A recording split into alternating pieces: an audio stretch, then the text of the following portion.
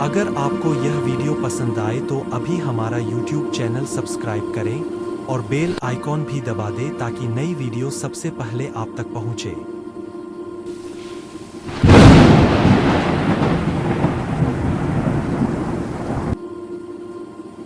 نحمده ونصلي على رسوله الكريم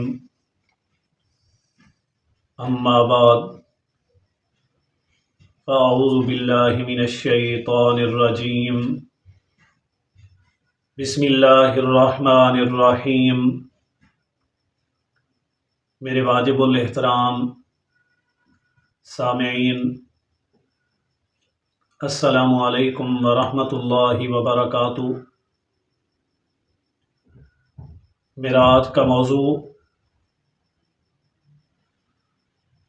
قرآن مجید کا موضوع ہے۔ یاد رکھیں کہ اسلام ایک عالمی دین ہے جس کے لیے اللہ رب العالمین نے فرمایا وَمَن يَبْتَغِ غَيْرَ الْإِسْلَامِ دِينًا فَلَن يُقْبَلَ مِنْهُ وَهُوَ فِي الْآخِرَةِ مِنَ الْخَاسِرِينَ۔ اسلام کے علاوہ کوئی دین، کوئی مذہب قابل قبول نہیں۔ اسلام ہی دین ہے، اسلام ہی دنیا اور آخرت کی کامیابی کا راستہ ہے۔ دوسری جگہ ارشاد باری تعالیٰ ان الدین عند اللہ الاسلام۔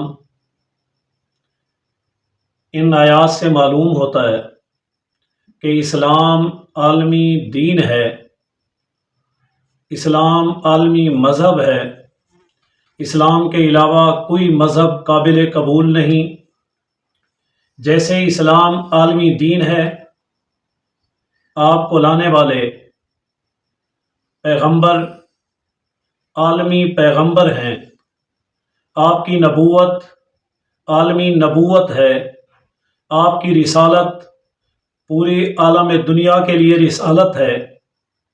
جیسا کہ ارشاد باری تعالی ہے قُلْ يَا أَيُّهَا النَّاسُ إِنِّي رَسُولُ اللَّهِ إِلَيْكُمْ جَمِيعًا۔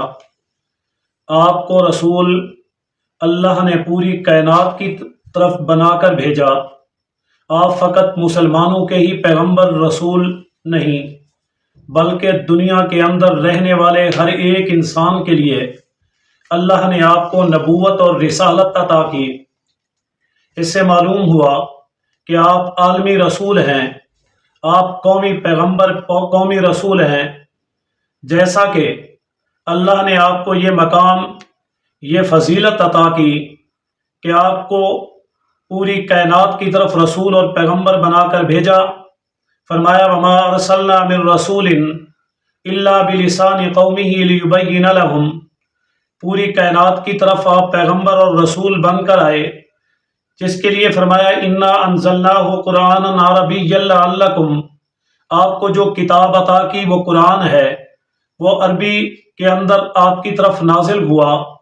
اس قرآن مجید کا موضوع، اس قرآن مجید کا پیغام، اس قرآن مجید کا دستور اور منشور، اور اس قرآن مجید کے اندر اللہ تعالیٰ نے کن کن چیزوں کو بیان کیا، انہی کے بارے میں ہم آج بات کریں گے۔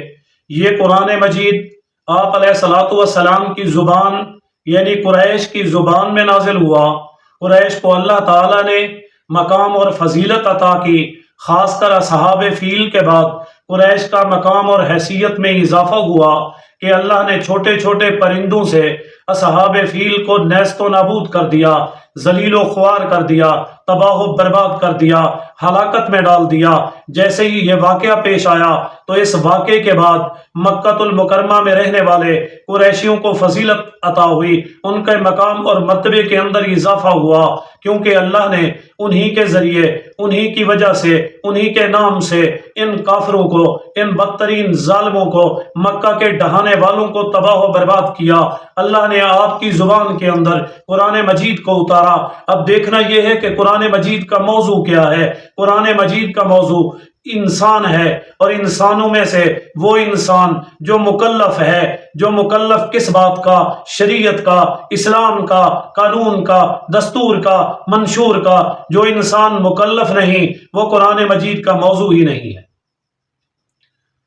اسی وجہ سے کہ اللہ تعالیٰ نے جس انسان پر شریعت کے، اسلام کے احکام لاگو کیے، وہی انسان ہی قرآن کا موضوع ہے۔ ارشاد باری تعالیٰ لا یکلف اللہ نفسا الا وسعہا، کہ ہم نے انسان کو اس کی وسعت کے مطابق ذمہ داری دی، انسان کو قانون کا پابند بنایا۔ اب یہ قوانین جن کا اللہ نے انہیں پابند بنایا، اگر یہ انہی کے مطابق چلے گا تو یہ دنیا میں بھی کامیاب ہوگا، یہ آخرت میں بھی کامیاب ہوگا۔ اس قانون کے اندر اللہ تعالیٰ نے سب سے پہلی چیز جو اسے دی وہ علم ہے۔ دنیا میں آنے والے پہلے انسان کو بھی اللہ نے فضیلت عطا کی علم کی وجہ سے، فرمایا وَعَلَّمَ آدَمَ الْأَسْمَاءَ، اور اس کائنات کے اندر آنے والے آخری پیغمبر حضور علیہ الصلوۃ والسلام پر پہلی وحی، پہلی آیات وہ بھی علم کے مطابق نازل ہوئی۔ فرمایا اقرأ بسم ربک الذی خلق، خلق الانسان من علق، اقرأ وربک الاکرم الذی علم بالقلم، علم الانسان ما لم یعلم، یعنی یہ علم ہی ہے جس نے فضیلت کا شرف پہلے پیغمبر سے لے کر آخری پیغمبر تک اللہ نے انہیں عطا کیا۔ اسی طرح اگر ہم اس کے بعد دیکھتے ہیں، اللہ تعالیٰ نے فرمایا الرحمن علم القرآن خلق الانسان علمہ البیان، تو یہ علم ہی ہے جو انسانیت کا سب سے پہلا نشان ہے، انسانیت کا سب سے پہلا پیغام ہے۔ اللہ رب العالمین نے قرآن مجید کے اندر سب سے پہلی چیز جو انسان کو بتلائی کہ وہ قرآن مجید کے علم کو سیکھے، وہ قرآن مجید کے علوم کو سمجھے۔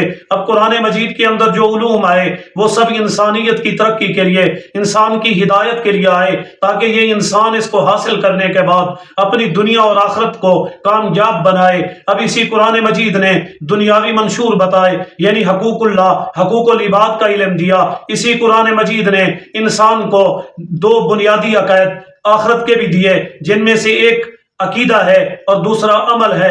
عقیدے کے اندر توحید ہے، رسالت ہے، نبوت ہے، قیامت ہے۔ اسی طرح عمل کے اندر نماز ہے، روزہ ہے، زکوٰۃ ہے، حج ہے، مختلف قسم کے جتنے بھی احکام ہیں۔ انسان دنیا میں آیا اس وقت سے لے کر دنیا سے جانے کے وقت تک تمام قسم کے علوم کو جو عقائد کی صورت میں ہیں، جو اعمال کی صورت میں ہیں، یہ اس انسان کو بتائے گئے۔ اسی طرح اس انسان کو اس دنیا سے جانے کے بعد آنکھیں بند ہوئی، یہ انسان قبر میں چلا گیا، قبر سے لے کر جنت تک، قبر سے لے کر جہنم تک تمام علوم قرآن مجید نے انہیں بتائے۔